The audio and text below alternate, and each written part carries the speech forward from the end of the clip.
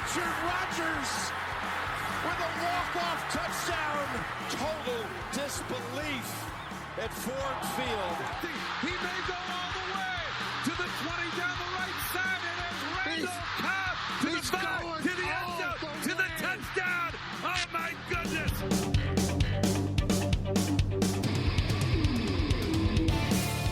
Welcome, everyone, to the Green and Golden Boys podcast, a podcast for Packer fans who would never have believed that we're playing for something 6 weeks ago.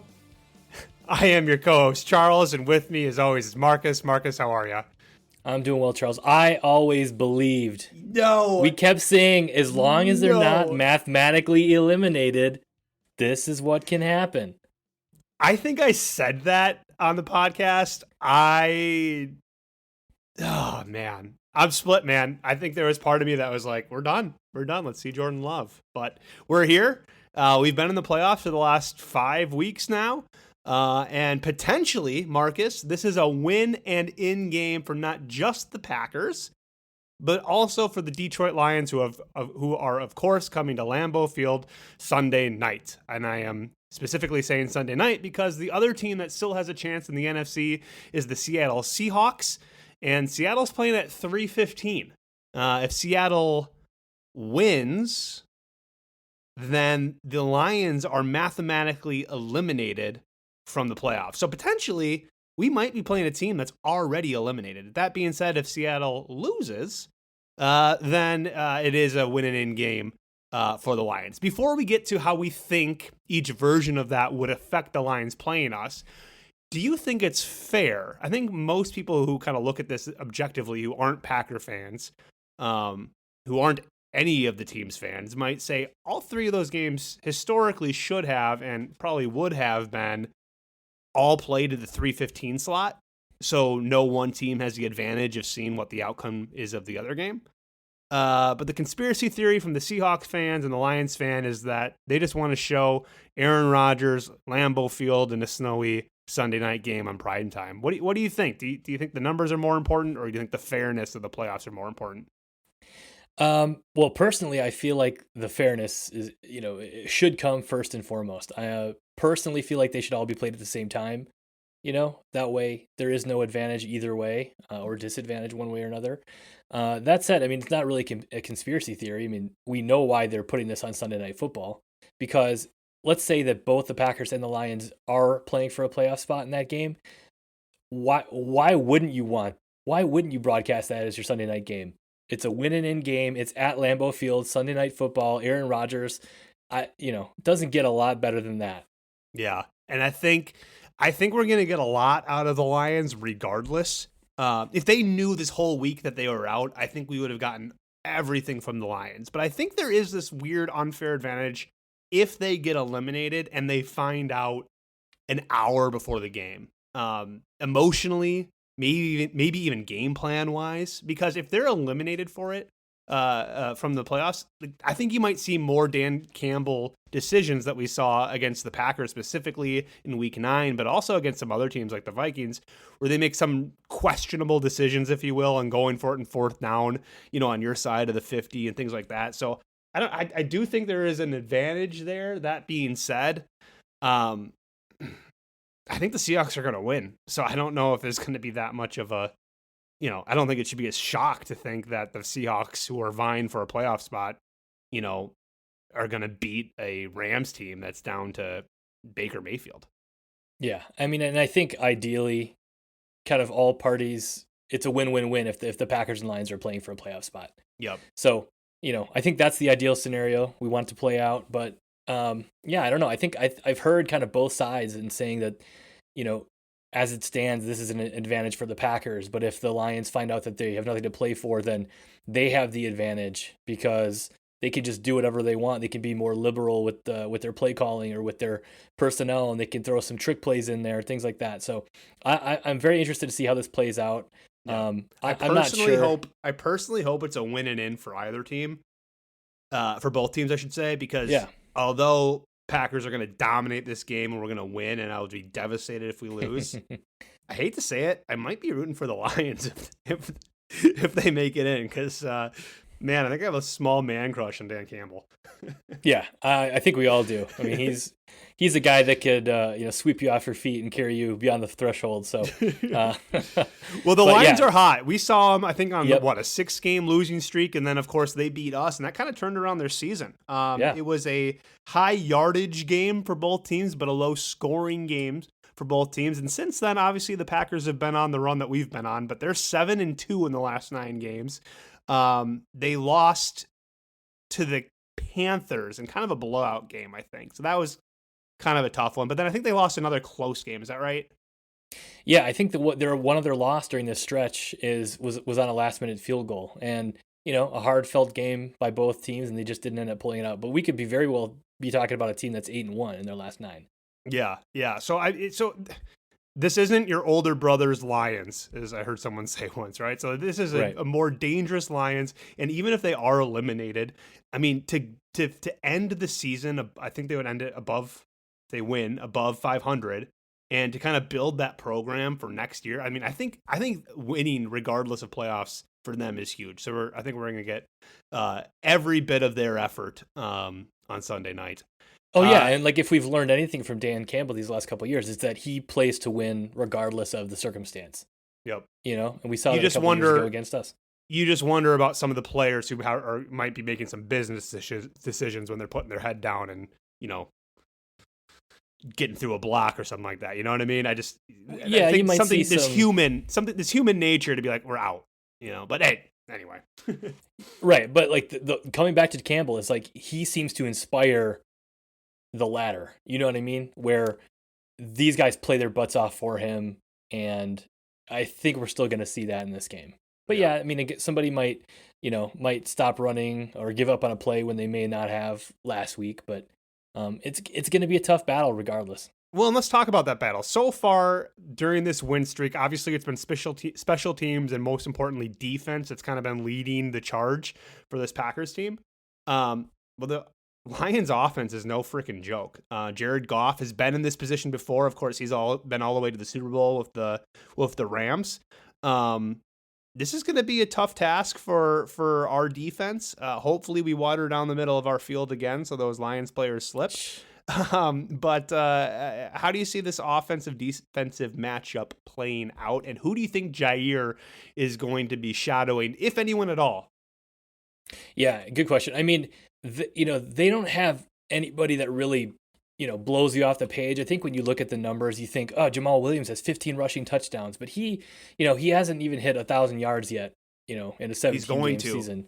He's going to against us. That's absolutely true. However, he's not as explosive as some of the running backs we've seen in the past. Certainly not as explosive or dynamic as Aaron Jones, which is why we kept him over Jamal. But he's still a red zone threat, and if they get in, within the 20, he could certainly break one loose. But I think the only, the real sort of danger, in the passing game or even in the offense in general is going to be Amon-Ra St. Brown. So he's actually EQ's brother, EQ, who now is a Bear, no longer a Packer, but he's over 1,000 yards in the season, has 100 catches, which is more than double any other player on the roster. And I think he's the one that we're going to want to see play a little bit of press man. Maybe Jai is lining up against him, at the line of scrimmage, and see if he can have a repeat of his game against Justin Jefferson from last week. Yeah, and I think the recipe is going to be a lot like what we saw against the Vikings.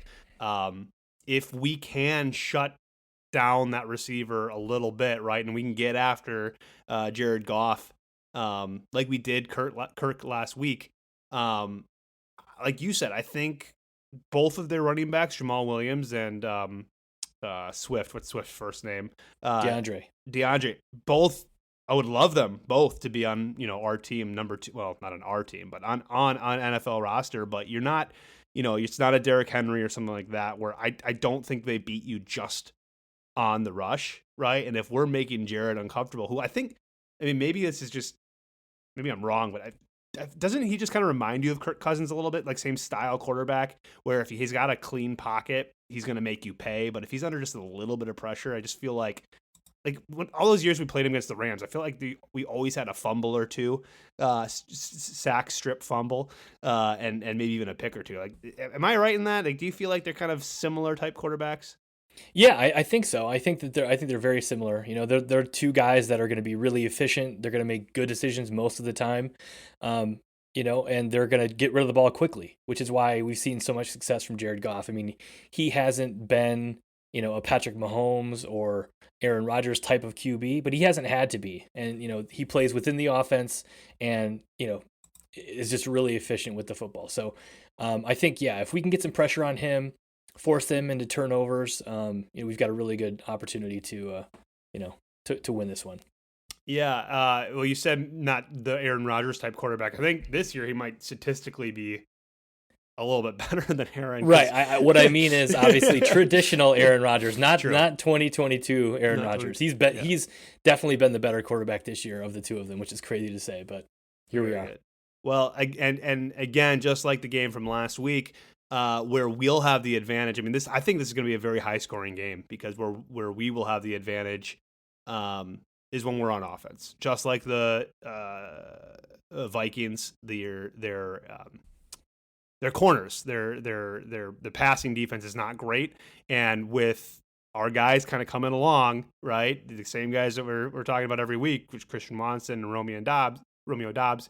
If there is a legitimate deep threat there, and they're not stacking the box against our most explosive offensive player in Aaron Jones, I think we could really expose this team, and I think this game offensively could get out of hand in a good way for the Packers.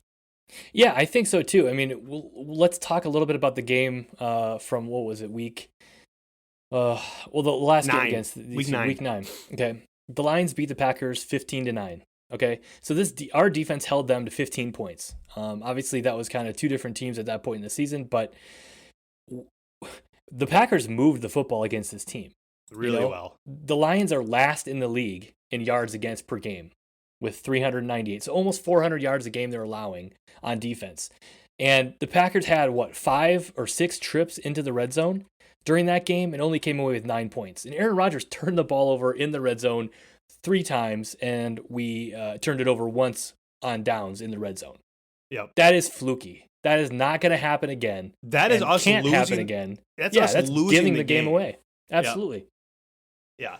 It goes to my key of the game, which is the red zone. You mentioned it, Jamal Williams, deadly in the red zone. Detroit is one of the better red zone teams, right? I mean, they put up a lot of points on a lot of teams. We're still among the bottom half. And that game is a big reason why statistically we are. And we just have to find a way to frankly get points of any kind. I mean, we got worst case scenario, multiple turnovers in the red zone. Are you kidding me? 10-point swings, 9-point swings, whatever, 6-point swings, I should say, whatever it is. We got to find a way to at least get points. So that being said, and I always change my mind after we score a touchdown or pick up the first down, but all year this year, I've been a just kick the field goal guy or just punt it away and let's get better field position. Just because our offense and our defense hasn't been as reliable as we've seen in the past. That being said, decision time, we're down 0-3 late in the first quarter, 4th and goal on the 2-yard line. What do we do, in your opinion? I got to kick the field goal because, like you said, we have played 16 games this year, and our red zone offense has not been very good. So I think you take the points in that situation because we've seen it. We saw it against the Lions. I think that basically that same scenario played out, and we turned it over on downs or we threw interceptions. So take the points in this game. I think points. I don't know that they're necessarily going to be at a premium, but I think they might be.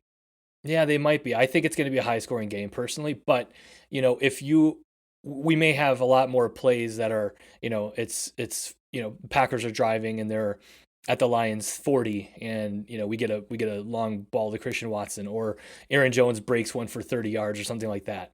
I feel like that's the way we're going to score in this game. I want to think that our red zone offense is going to be better, but just haven't seen it. I totally agree. a change-up question for you. Last week against the Vikings, when we dominated them, 41 to again essentially 3. And by the way, I more so have talked to more Vikings fans. I truly think we broke them. I think the fans are just broken. But that being said, it felt like to me, although we wanted to keep the defense honest, it felt like to me that the Packers were going out of their way to try and stretch the field to Watson to kind of quote unquote redeem himself from week 1. And that felt like sometimes it was a little bit, again, out of the way. That being said, we don't have to debate that part of it. That being said, if I'm right and they were trying to give Christian Watson redemption in that touchdown, do you think we're going to try and give David Bakhtiari redemption against the Lions and throw him a touchdown pass this week? Oh man, I hope not. Man, I hope not either. That would be that was one of the turnovers, I believe. So let's maybe just keep it with the guys that are paid to catch the ball. Yep, for sure. All right. Well, until we're in the Super Bowl. I said the red zone was my key to success, which is obviously kind of a generic answer, but it's just so true. We got to be able to hold them a couple times to 3, and not give them 7 every time. And then obviously we got to at least get points in, and then hopefully they're touchdowns. Is there any one thing offensively or defensively, any one player that you're going to focus on that's going to say, if this happens, then we will win? I'm going to flip a little bit here because I wrote down red zone defense for my key to success, which I think is true, but you kind of stole that. So I'll switch. So, we talked about Amon-Ra St. Brown, but I'm going to say that. Yeah. I mean, I think if we can stop him, then we've got a really good shot to win this game because, again, they're not as explosive when he's not as explosive. Yep. So if we can get them to rely on, I guess the arm of Jared Goff and DeAndre Swift and Jamal Williams and, Khalif Raymond or whomever versus Amon-Ra St. Brown, then I think we've got a really good shot because I think that really is going to limit their offense. Yep. Flipping the script, something that if this happens, I'm gonna say it's gonna be harder for us to win. I'm not going to say the other word, but it'll make it harder to win if their offensive line plays like they've been playing. We're not going to be playing a third string center who's giving us 15 yards of penalties, who doesn't know how to block. Even at full strength from the Vikings, the offensive line for the Lions are just ranked much higher than the Vikings offensive line.